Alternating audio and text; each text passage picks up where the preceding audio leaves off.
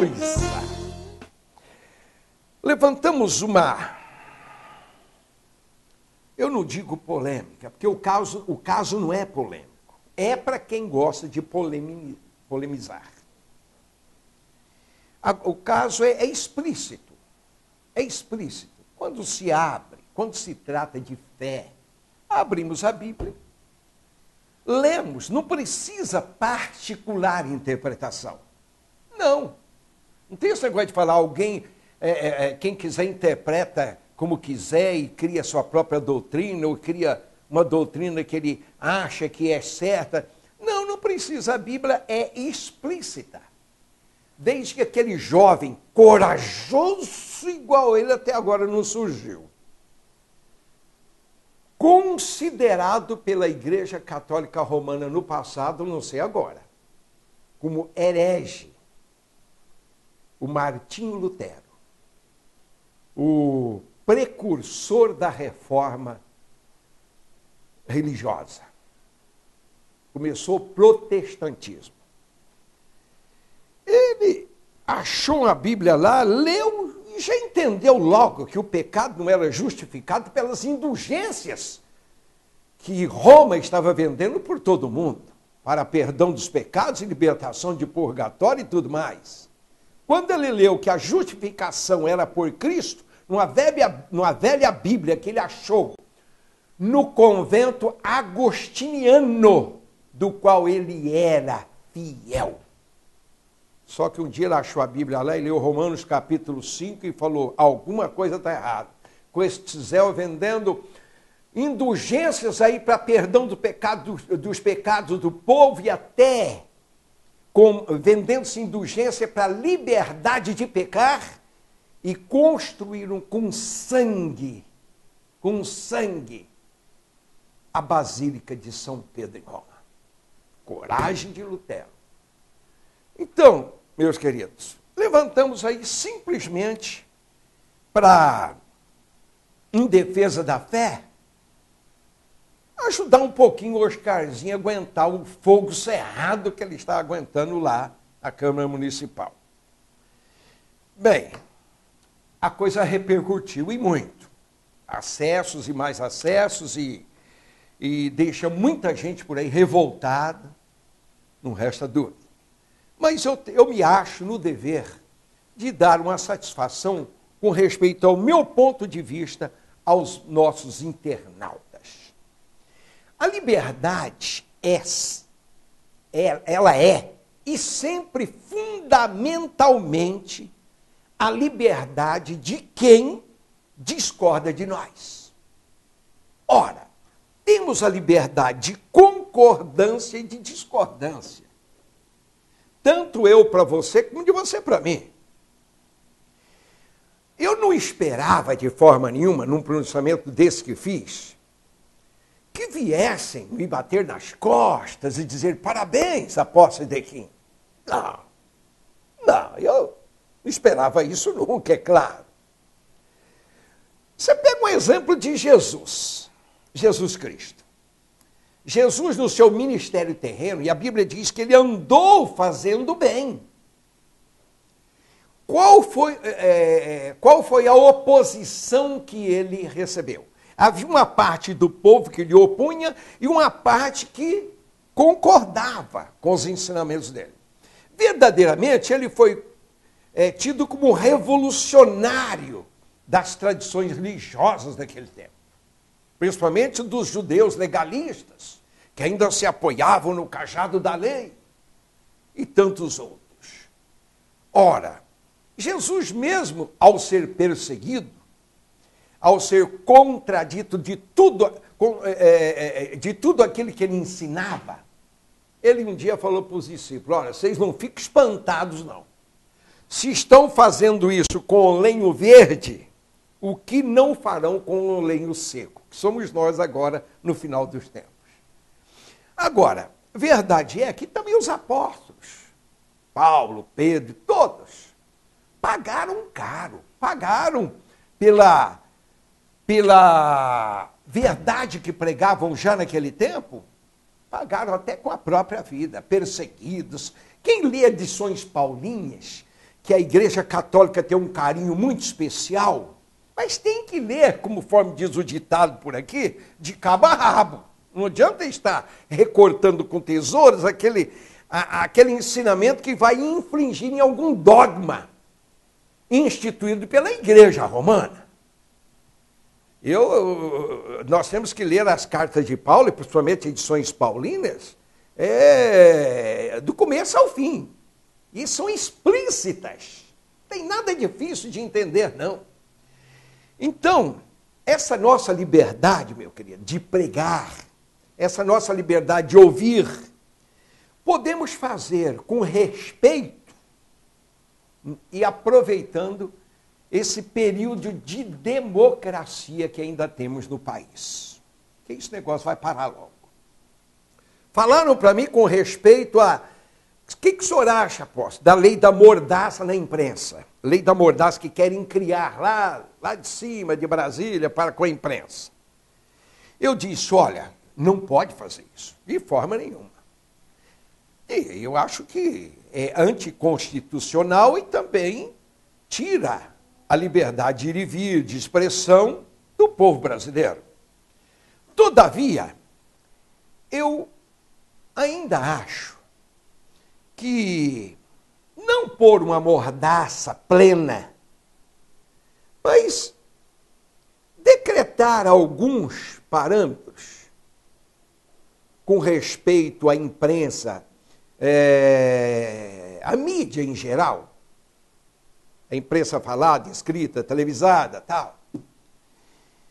Eu creio que ainda caberia algum tipo de mordaça. Por quê? Porque se tivéssemos confiança de que toda a imprensa fosse imparcial como deveria ser, deixa esse negócio de mordaça para lá. Mas notamos que algumas ultrapassam os limites da liberdade de expressão e de respeito à cidadania. Sabe por quê? Porque hoje a gente vê a cara do negro, do pobre, da prostituta, do viciado, do pedófilo, estampada nas telas de televisões, nos jornais em geral, quase que em geral, simplesmente por uma suspeição de um crime. Já estampa logo a cara dele. Estelionatário, eu sei do que estou falando. Estelionatário, pedófilo, assassino e tal. Já põe a cara dele lá. E o nome completo. Já para o abonado. Aquele que ainda é considerado no meio da sociedade, muitas vezes só se põe as siglas, as iniciais do nome e sem rosto. Eu já fui vítima da imprensa. Esse rosto que vocês estão vendo, já foi colocado aí de baixo para cima e de cima para baixo. Só que quando Deus fez com que os homens que julgam não achassem em mim culpa, e fui inocentado depois de ser massacrado, não houve ninguém da imprensa para voltar atrás. E mesmo colocando o meu rosto e dizer, ele é inocente. Não. Quantas escolas de crianças manchadas, pré-julgadas e condenadas? E quantos cidadãos com a sua moral com as suas morais manchados, pré-julgados e até já condenados pela imprensa e depois absolvidos pela justiça? E daí? Quem tira a mancha? Quem volta atrás? Então, meu querido, vamos aproveitar a nossa liberdade democrática e dizer: temos um limite a cada um. Agora eu quero explicar o meu limite. Primeiro, a minha cobertura espiritual. Quem é? Deus. Nenhum outro nome. Deus. Não é orixá, caboclo tal, não é outro nome qualquer, não é Maria, não é Pedro, não é Paulo, não. Meu respaldo, minha cobertura, quem tem me coberto até hoje em 34 anos de ministério, já tentaram me matar, desgraçar com o meu nome, arrasar com a minha vida, com a minha família, com tudo. Quem tem me apoiado e me coberto é o Senhor. Então, não temo em continuar. Minha bússola que norteia a minha fé, Bíblia Sagrada. Dizem as religiões, nossa religião é baseada na Bíblia Sagrada. Então, vamos abrir a Bíblia e vamos ver. A minha fé está norteada pela Bíblia Sagrada. Minha única regra de fé e conduta cristã. Minha experiência, não comecei ontem, não sou paraquedista em Rio Preto. Nasci num berço evangélico, oriundo de uma família de mais de 120 pastores. Criado em igreja evangélica. 34 anos pregando o evangelho no campo. Sou rio-pretense, fui criado aqui. Ausentei-me para ir para São Paulo, passei penúrias naquele São Paulo, quando então tinha 17 para 18 anos. O exército acabou me prendendo com 22 anos, quando entrou a senhora ditadura militar. Com 22 anos eu fui preso, porque o exército me chamou com 18, com 19, com 20, com 21, e não compareci. E com 22 anos, como entrou já a ditadura militar, o golpe lá de João Goulart, lá no sul, então eu fui considerado subversivo. Não somente refratário e submisso, mas subversivo. Fui preso e conto para vocês sem medo qualquer, porque devo ter testemunhas vivas daquele tempo. Fui para um campo de concentração que eu nunca pensei que havia nesse Brasil. Quebrar pedra na beira do rio Tietê, durante todo o dia. Dormir à noite na cadeia e comer gororoba, que até lá na pocilga se virava a cara. Eu sei o que já sofri. Todavia, dou graças a Deus, porque Ele sempre me preservou. Se eu contar para vocês o meu tempo de exército, eu sou franco em dizer aqui, eu não sei quanto tempo trabalhei para o exército e quanto tempo trabalhei para a esquerda, que naquele tempo, Capitão Lamarck e todos os outros, conheci todos, e tem histórias de pessoas que passaram pelo período da ditadura. Digo que se não tivesse tido a ditadura, pulso forte, o Brasil teria caído no comunismo socialista daquele tempo, terrível de se viver. Conheci pessoas e famílias do meu âmbito familiar que foram trucidados pelas metralhadoras dos que estavam dominando o Brasil. Tem histórias guardadas comigo, arquivadas e tudo mais. Outra coisa.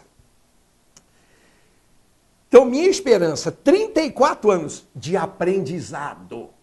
Não tirei diploma ainda não. Minha fé, protestante. Crente eu já fui. Cristão eu já fui. Mas não tem mais protestante no mundo, não tem mais protestante. O primeiro nome que os evangélicos receberam, oriundos de Martinho Lutero, eram protestantes. Protestar contra os dogmas inventados por homens. E que depois do ano 330, o desvio da igreja foi levando à idolatria, foi levando aos erros com respeito à justificação dos pecados. Eu tenho tudo isso para comentar futuramente. Martinho Lutero, e os Martinhos Luteros de agora acabaram. Estão todos lights. Há pregadores do Evangelho que não querem perderem os seus meios de encher os seus cofres com verdadeiras, entre parênteses, indulgências vendidas hoje a preço da fé. Estão aí criando impérios. Mas também, existe no meio católico aqueles que se acomodaram com os dogmas vindos de Roma, e eu já batizei um padre, um que era padre, quando ele falou, nós éramos submetidos a pregar o que muitas vezes não era verdade. E esse padre me falou, depois que eu o batizei na fé cristã, fé verdadeira, ele disse para mim, pastor, eu não suportava mais ter que pregar a mentira. Ainda existem alguns que protestam contra a mentira. Temos hoje pregadores lights, querem fazer ecumenismo com o islamismo, com os maometistas, com os católicos, com os espíritas, com os afros e tal, querem fazer um ecumenismo. Só que a Bíblia diz que comunhão tem a luz com as trevas. Ecumenismo é com aqueles que optam pela verdadeira fé e pelo verdadeiro caminho, verdade e a vida. Bom, minhas testemunhas, meu rebanho.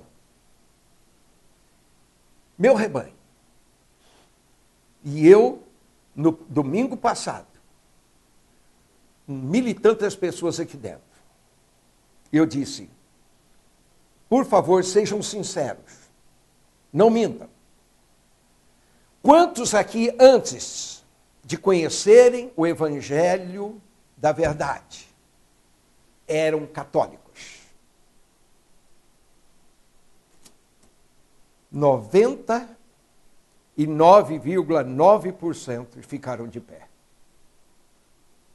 Ué? Todos!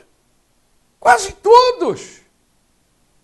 Agora eu desafio a qualquer católico fiel, respeito a sua livre vontade de expressar a sua fé.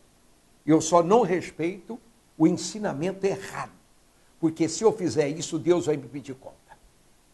Mas eu desafio a qualquer católico pedir licença em alguma igreja evangélica por aí e falar para o pastor, por favor, faça levantar aqueles que eram católicos e hoje são crentes. Vai. Eles vão ficar admirados. Agora, desafio mais uma coisa. Mais alguma coisa. Quando a catedral ali do meio estiver bem lotadinha, ou as paróquias, pergunta lá. Quem antes aqui era evangélico e virou católico? Se você notar, vai levantar, eu não sei se algum, dificilmente. Mas pode levantar um ou dois gatos pingados lá que nunca experimentaram verdadeiramente o novo nascimento. Eu faço esse desafio. E outra, vamos parar de falar que o Brasil é extremamente o maior país católico. Precisa fazer esse censo direitinho, viu? Precisa fazer. Eu acho que não é mais. Precisa fazer um censo honesto e direitinho. E está acabando esse negócio também de padre mandar na cidade. Eu já preguei em cidadezinha pequena, Currutela. Chega lá, não pode, pastor, que o padre não deixa. Mas quem que é o padre? É o dono da cidade? Acabou esse negócio já de, aqui quem manda somos nós. Eu vivi em Rio Preto no tempo em que o Dom fulano de tal mandava na cidade. Mandava. Eu era criança. Quando chegou a Tenda de Jesus em Rio Preto, a Tenda de Jesus, que hoje é a Igreja do Evangelho Quadrangular, chegou na base do Encerado em Siriquim, batendo palma e expulsando demônio. Benedito Miguel, missionários de coragem naquele tempo. O Manuel de Melo, da Igreja Brasil para Cristo, pregava contra a idolatria e tudo mais. Mas chegaram com coragem. mas foram apedrejados. Apedrejados. Eu estive em reuniões que crianças saíam com as cabeças ensanguentadas, de tijoladas de manifestantes católicos lá de fora, jogando, e puseram até fogo na tenda. Mas não prevaleceu sobre a tenda de Jesus. O povo cresceu, o povo crente cresceu nessa cidade que não é brincadeira. Acho que convém fazer um censo mais honesto, com respeito ao número de católicos e número de evangélicos. Agora, Oscarzinho, não sei se está me vendo. Oscarzinho, eu tenho notado uma coisa aqui em Rio Preto. Não, espera um pouco, o programa não acabou não, espera um pouquinho, cara. Oscarzinho, o que eu vou falar para você, eu também já sofri. Rapaz, eu pregando o evangelho em Rio Preto, desde 1985, aqui em Rio Preto. Rapaz, mas enfrentei jacada que não é brincadeira. E quando eu precisava mais de um apoio dos colegas, do Aristarco para viajar com Paulo em direção a Roma,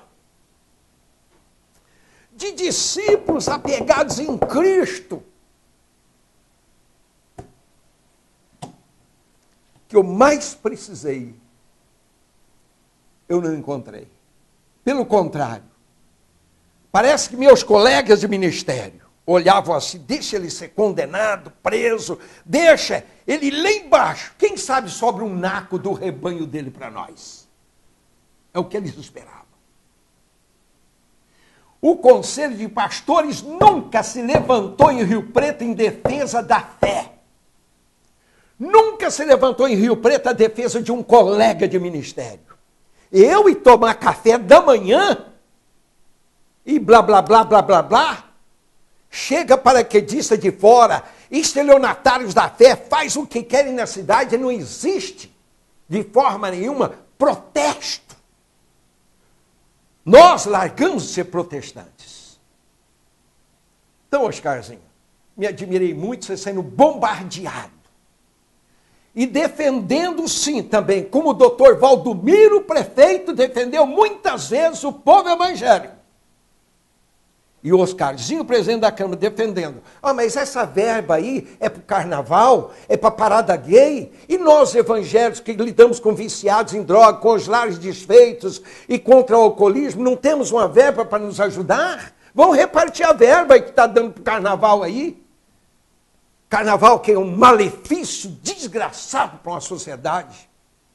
Ora, aonde houve um pronunciamento na Câmara Municipal como o do Oscarzinho? Nunca votei no Oscarzinho porque tive compromisso com outros. Não sou contra e não sou cabo eleitoral dele nem nada. Só que tem uma coisa, viu, queridos? Oscarzinho, rapaz, eu pensei que o Conselho de Pastores iria fazer algo em defesa da fé primeiro e em tua defesa também. Pera, nosso irmão está lá. É o nosso querido que está lá. Viu? Ídolos, imagens, estátuas. Pode procurar em qualquer dicionário. É sinônimo de idolatria. Idolatria. Não tente esconder esta palavra, idolatria. Veja bem. Objetivo meu, livrar você do inferno. Eu tenho quem pode fazer isso, por isso que eu sou precursor daquele que mandou livrar você do inferno. Apocalipse capítulo 21, versículo 8. Quanto aos tímidos, aos incrédulos, aos abomináveis e a todos os idólatras, a sua parte será no lago de fogo e enxofre que arde eternamente. Apocalipse capítulo 21, 8. Você já ouviu esse versículo na sua paróquia? Veja bem, terminando aqui. Estado religioso. Estado versus religião, desculpa. Laico, nem tanto. Nem tanto. Nem tanto. Por quê?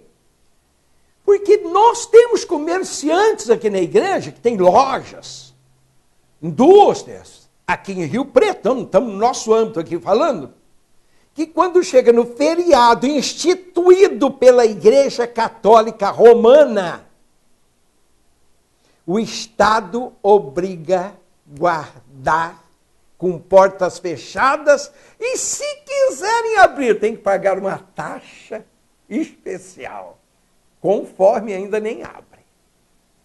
Onde está todo o Estado laico com respeito às religiões aí? Gente, privilégios da Igreja Católica. Discriminatórios.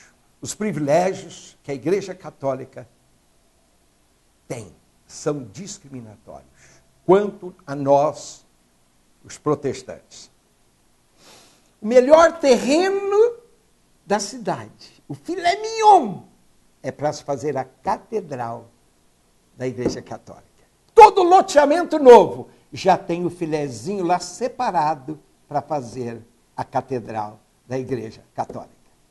Para crente, uma burocracia daquela. Know-how de coisas que não é brincadeira, dessa altura de documentos. Lá no cantinho da periferia. Lá no cantinho da periferia, e com toque de trombetas e harpas e tudo mais. Gente, se não houver quem proteste, o Brasil vai continuar nisso que está cada vez pior. Isso pior. Ah, se Deus levantasse alguém de coragem nesse Brasil, como levantou Elias, lá em Israel, quando o povo largou de adorar o Deus único, verdadeiro, invisível, e começaram a fazer estátua de Baal, de Astarotes e de outros deuses, e adorar, e criar seus nichos, seus altares e tudo mais, um homem se levantou e protestou. Israel está nessa situação de sequidão por causa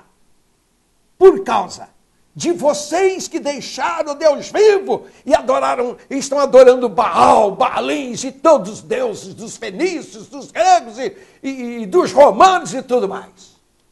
Um homem chamado profeta Elias chegou no rei logo, Acabe, e desafiou. É por tua causa, Acabe, que o país está desse jeito.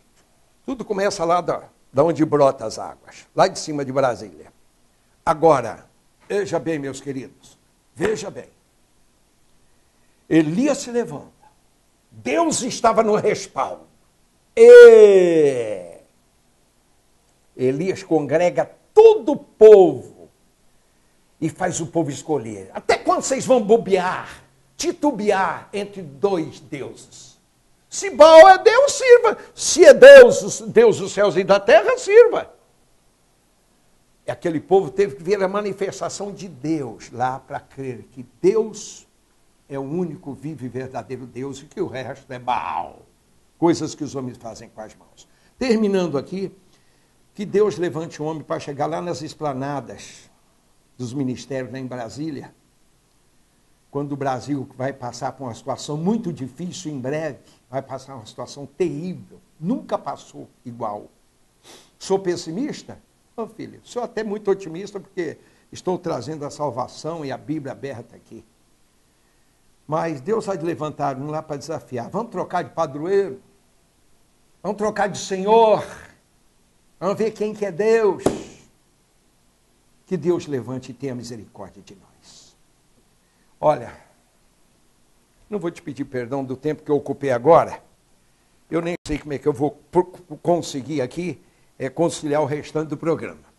Mas o que Deus me pôs na boca saiu agora. Que, afinal de contas, a boca fala daquilo que o coração está cheio. Olha, um pequeno intervalo e eu volto já já para nós continuarmos.